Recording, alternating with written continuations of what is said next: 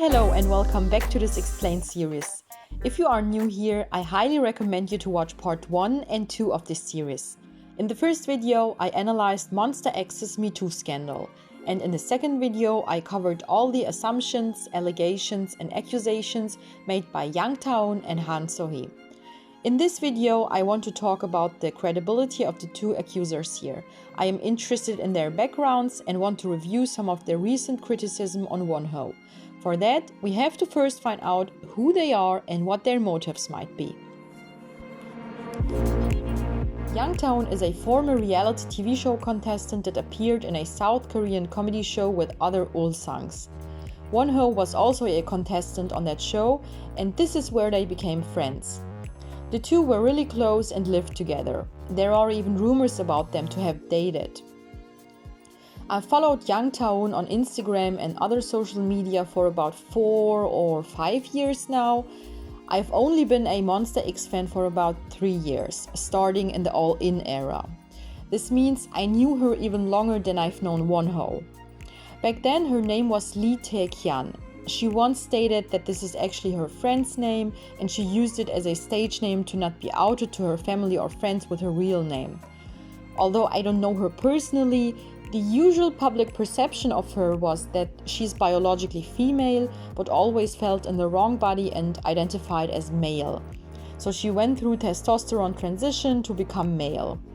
This is why most of the time when you read on Jung or Lee Tae-kyan, you will find male pronouns in the articles. So don't get confused if you read older posts or news about her. She was known as the transgender Ulsang. And because of that, she actually gained a lot of popularity and many LGBT members supported her. If someone dared to ask if she's a girl or a boy, people would actually get mad, correct them and ask them to use the correct male pronouns. And I know you probably want to hear mad gossip about her, but actually she seemed to be a really nice and caring person. The things she used to talk about were not mean or some sort of cyberbullying. No, she would actually talk about either funny or deep and meaningful stuff. So I'm sorry to disappoint you, but I actually don't have any gossip on her to tell from her past. This year she got caught with drug use and went to prison for a few months.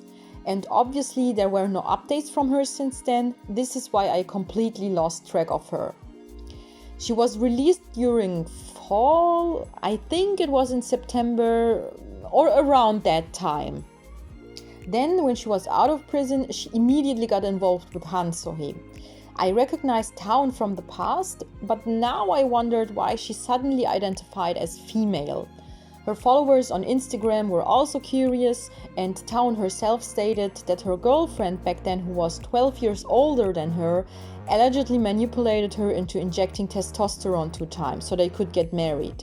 But she seemingly didn't like the treatment and called it a mistake, so she stopped it. Now she's identifying as a female again. I absolutely do not have any sort of problem with her sexual orientation or her identifying as either female, male, both, or none at all. But I do have a problem with people lying about matters regarding transgender people. From my experience as a psychologist, I know firsthand that trans people have the highest suicide rate amongst LGBT people. Actually, about 80% take their own lives. Do you know what they have to go through? What mental challenges they live through? How they are being bullied, beaten up, imprisoned, or victimized around the world? So for her to talk about transitioning like it's nothing, this is simply not okay. It gives an incorrect image of trans people. She has this public platform, and instead of using it for a good cause, she makes it look like that every person can just one day wake up and decide to go get testosterone shots. And this is absolutely not the case in reality. Because for those of you who might be interested in this topic, let me explain to you that you cannot just get testosterone easily and inject it whenever you are feeling like it. There is a very long process behind all of this. First, you would have to talk to a psychologist, go to therapy, get a diagnosis, and actually live your life for a few months as the opposite gender to get a feeling if this is right for you or not. This includes buying certain type of clothes, learn certain types of behaviors, types of ways to talk and whatnot. Then you have to find a doctor that is licensed to give you the treatment. Do you think all doctors are allowed to do so? Because no, it is only the smallest percentage of doctors that can do that. And from that small percentage, you must find a doctor that is willing to help you. Because if the doctor has the smallest doubts about your aim of transitioning, then they will not continue with the procedure. I don't know what her agenda is here. Why she is suddenly talking about the whole process in this negative tone. Maybe she has problems in her family, maybe there are other important reasons behind it, maybe she's getting bullied. I don't know. So let's not jump to too many conclusions here. Now, let's talk about her alleged girlfriend.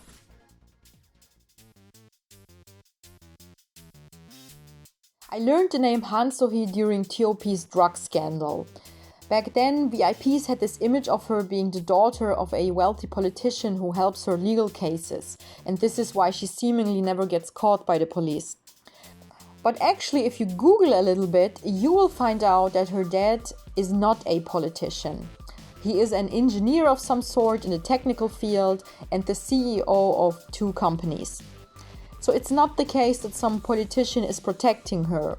No, she actually went to prison for drug use. Since I didn't know much about her, I tried to research a little bit.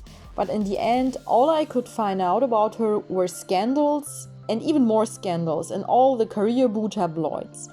Apparently, she ridiculed a famous actor, accused BTS members of illegally partying.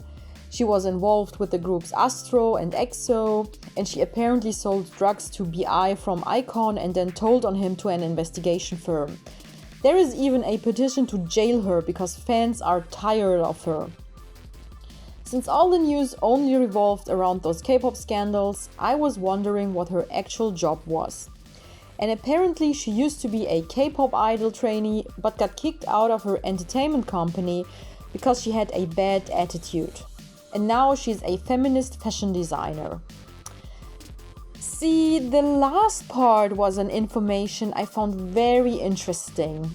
Because in case you watched my first and second video regarding the MONSTA X scandals, I concluded that the wanted person who started all of this might be female, Korean, in her 20s, and should have some sort of connection to feminism, or else the person wouldn't have made those planned attacks about the Me Too movement.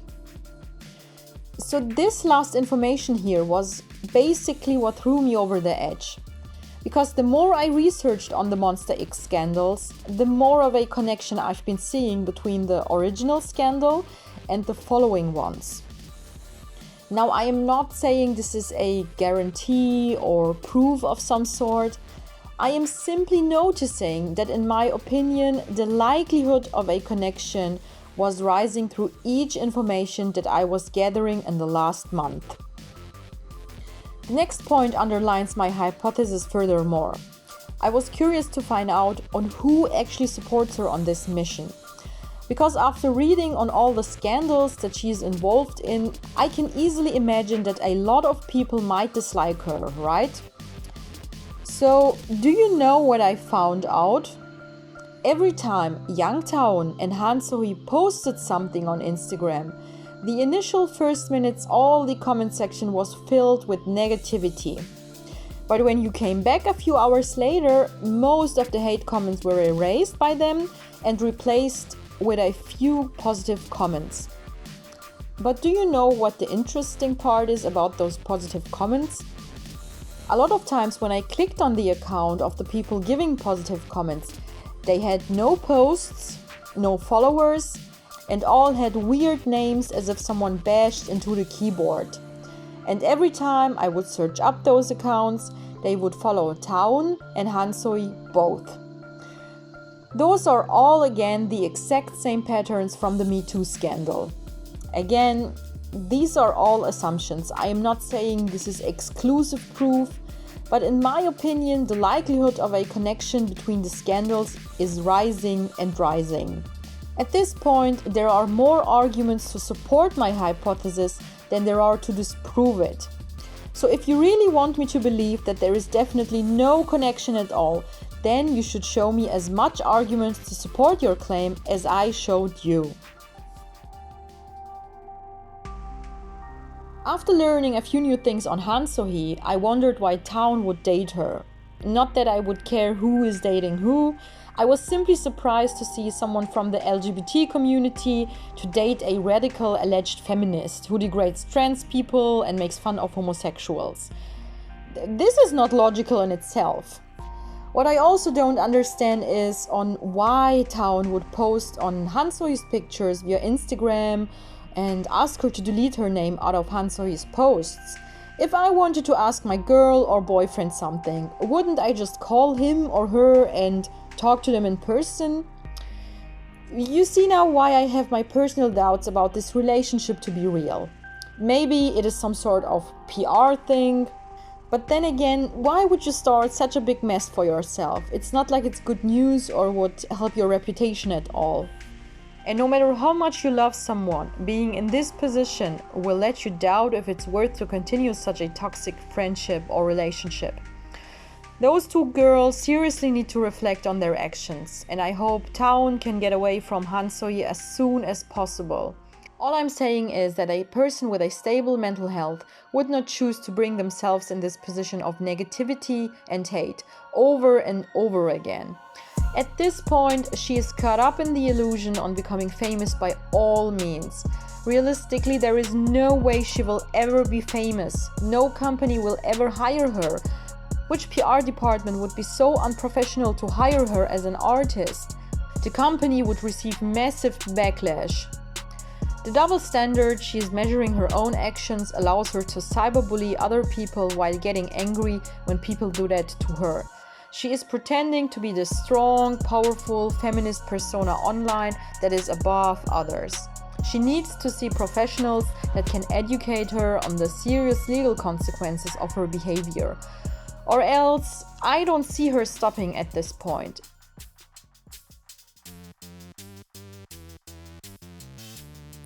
Since I've liked Da-eun for so long, I actually want to understand her side of the story. I am giving her even the benefit of the doubt. Maybe she tried hard to contact WONHO to get the money, but they ended up fighting. Because to be realistic, there are always two sides to a story. We don't know if and how much she had to go through because of him. I would actually be interested in talking to Da-eun or to read her side of the story. I mean, if she ever finds a way in her heart to apologize or explain her side of the story, I am more than willing to read on it. Because to be honest, I don't think they started this whole mess because of the money claims. I doubt that this is her only motive behind all of this. If you wanted to get your money, you would not strategically plan a whole attack. You would not go multiple times to give an interview with a tabloid magazine with such a bad reputation. That could possibly destroy your own image in the public eye. You would not post negative news from someone's past on multiple occasions. This is strategic blackmailing. You would not seek attention only to insult this person online. This is cyberbullying and defamation. Han Seo-hee even lost a close friend who was heavily bullied, so she must know firsthand what consequences this behavior might have. Why would she still choose to be a bully herself? This is not a new behavior for her. Back then, when her ex-boyfriend T.O.P. tried to take his own life, she even continued to ridicule him. By the way, in their posts, they portray WONHO as this evil criminal who went to jail. But both of them went to prison themselves. What kind of double standard is this here? They laugh at him and say how untalented he is and how he just wants the attention. But aren't they producing music themselves and trying to get famous? And let's not forget that you would not try to bring this person's whole group down if you wanted to get your money. Let's say they both hate WONHO for some private reasons that we are not aware of. WONHO is this bad, evil dude, okay? Then why would you attack another person? Who is Shonu to you? They are both not connected to Shonu at all. What gives you the authority to interfere with other people's life choices? We all make mistakes. They are not the heroic feminists they are portraying here. All of this is pretty abusive, toxic, and criminal. If even only one of the people who they are talking about finds the motivation or time to sue, then that's basically it for them. There is no way that from a legal point of view, all of their actions can be justified by any means. They went so far that even a lawyer who is an expert on the fields of cyberbullying spoke out about this serious case. This is no longer some irrelevant tabloids BS. No, it reached a point where millions of people speak out about the injustice that Wonho is dealing with. This is trending worldwide for over a month now. Big news outlets are reporting on it. Famous people from huge TV or music productions are trying to help out. Journalists from the field of law, psychology, or history are writing essays on it, and even politicians started mentioning it. This is no longer about some crazy obsessed fans trying to bring a member back to his K-pop band. This is about the fight against cyberbullying and online defamation.